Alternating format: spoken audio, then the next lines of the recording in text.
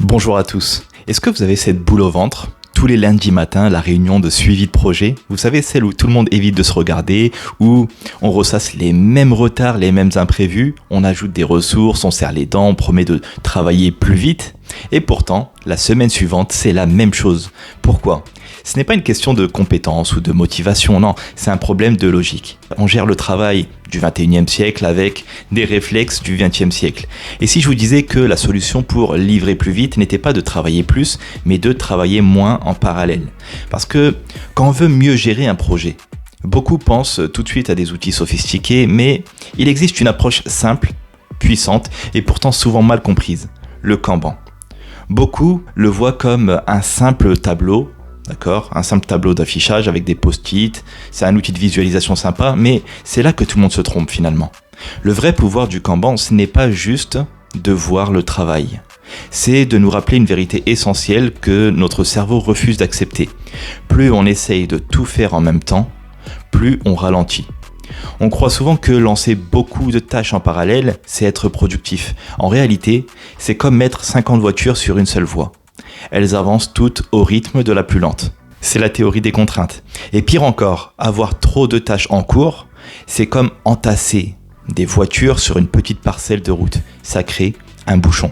Et sur le plan psychologique, c'est la même chose. Notre mémoire de travail est saturée. Le cerveau jongle entre trop de choses et le stress augmente. Résultat, fatigue, perte de clarté et des erreurs évitables. Ce que ça donne au niveau des équipes, des projets bloqués, des frustrations et ce fameux stress du lundi matin. Et c'est là que le Kanban amène une révolution, un changement de mindset. Parce que passer d'un monde où on pousse le travail, fait ça et ça aussi et ensuite fait encore ça, à un modèle où on tire le travail. Quelle est la prochaine chose la plus importante à terminer ? Je la prends et je la termine. Et je continue. Mais attention, un flux tiré n'est efficace plutôt que s'il est lissé. C'est ce qu'on appelle le Heijunka en ligne, c'est le lissage. Le lissage, ça veut dire quoi ? Ça veut dire, premièrement, équilibrer la charge de travail, donc éviter les montagnes russes entre les pics de surcharge et les périodes creuses. En gestion de projet, ça veut dire planifier et répartir les tâches de manière uniforme pour maintenir un rythme de travail constant et soutenable. Deuxièmement, c'est tenir compte de la complexité réelle des tâches. Deux tâches qui paraissent identiques peuvent représenter un effort très différent, donc il faut avoir une bonne connaissance de la complexité des tâches pour savoir combien de temps elles vont durer. Troisièmement, maintenir un rythme régulier. Avancer un peu tous les jours vaut mieux qu'alterner accélération et blocage. Et pour que le lissage fonctionne, il faut un autre outil. Bon là, je vous donne plein d'outils, d'accord ? Un autre outil du lean management qui s'appelle le lead time. Le lead time, c'est quoi ? C'est tout simplement le délai entre le moment où une tâche est demandée, ou commencée, on va dire, et le moment où elle est terminée.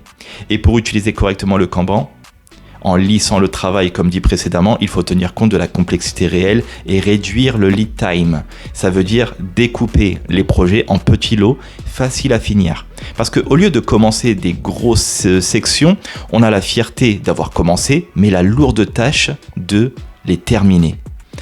Donc il faut prioriser intelligemment, pas seulement ce qui crie le plus fort, mais ce qui a le plus de valeur.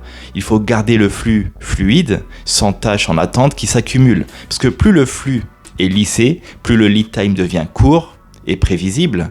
Et ça, c'est la clé. On livre plus régulièrement, les tâches ne restent pas coincées en cours et les équipes retrouvent de la sérénité.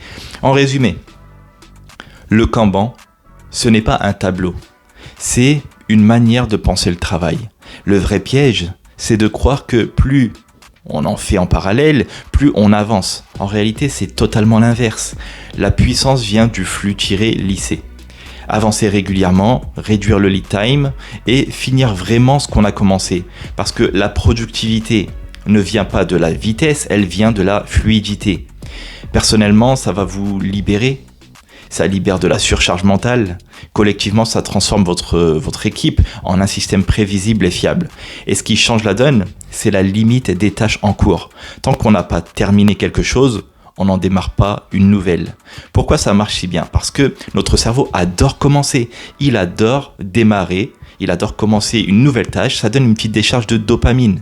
On a l'impression de progresser. Sauf que tant que ce n'est pas terminé, ça ne crée pas de valeur. Et chaque tâche ouverte laisse une boucle mentale ouverte, et c'est ce qu'on appelle en psychologie l'effet Zeigarnik. Le cerveau garde la fenêtre ouverte en tâche de fond, et la charge cognitive grimpe, le cortisol suit et on se fatigue plus vite. Il y a aussi le coût des changements de tâches. À chaque bascule, on perd un peu d'attention. Le cortex préfrontal a besoin de quelques minutes pour se remettre dans le sujet. On croit gagner du temps en papillonnant, on en perd. C'est pour ça qu'un flux tiré est plus performant qu'un flux poussé. On ne remplit pas le système pour le plaisir d'avoir beaucoup en cours. On se concentre sur ce qui sort réellement. Et individuellement, on respire mieux et on termine plus souvent. Collectivement, on devient prévisible et fiable, ce qui fait baisser la pression et rehausse la confiance. Prenons une image très simple, d'accord ? Un petit restaurant, il y a un seul serveur, 10 tables et la mauvaise stratégie, c'est faire un peu de tout partout. On court, on s'excuse et tout le monde attend. La bonne stratégie, c'est de finir la table 1, puis la table 2, puis la 3. Au début, certaines tables patientent un peu, mais au final, tout le monde est servi plus vite et mieux. Nos projets, c'est exactement la même mécanique. Chaque carte du Kanban en cours est une table ouverte. Plus il y a de tables ouvertes, plus l'attente s'allonge pour tout le monde. Vous vous dites peut-être que chez nous, tout est urgent. Justement, quand tout est urgent, rien ne l'est. On choisit la prochaine chose la plus importante, on la termine, puis on prend la suivante. Vous pensez aussi que si je ne démarre pas maintenant, je vais perdre du temps. Non, commencer est facile et flatteur. Terminer est rare et utile. La vitesse réelle se mesure à ce qui sort, pas à ce qui démarre. Donc gardez une autre image, celle du rond-point, le rond-point fluide. Chacun attend une seconde avant d'entrer et tout le monde circule mieux. Limiter l'entrée, donc limiter ce qui est en cours, c'est cette seconde d'attente qui accélère tout le trafic. C'est contre-intuitif, mais c'est ainsi qu'on enlève des bouchons. Alors passons au concret. Demain, on teste en petit pour sentir la différence. Vous prenez la liste du jour, et vous vous autorisez 3 tâches en cours, pas une de plus tant qu'une n'est pas finie. Vous n'ajoutez rien d'autre.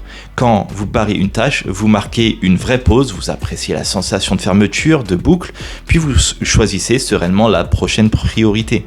En équipe, on se retrouve devant le tableau et on décide d'une limite simple qui correspond au nombre de personnes présentes. Le matin, on se pose une seule question. Qu'est-ce qu'on termine aujourd'hui ? Pas qu'est-ce qu'on commence, qu'est-ce qu'on termine ? Donc attendez-vous à un peu de frustration au début, c'est normal. Le cerveau réclame sa petite dose d'excitation du démarrage. Tenez la ligne quelques jours et regardez, la file d'attente va fondre. Les retours s'allègent, les livraisons redeviennent régulières. On n'accélère pas en appuyant fort, on accélère en enlevant les freins. Et le frein, c'est le trop-plein de tâches ouvertes. Finissons davantage, stressons moins et livrons mieux ensemble. C'est tout pour cette vidéo, je vous donne rendez-vous à une prochaine. Ciao.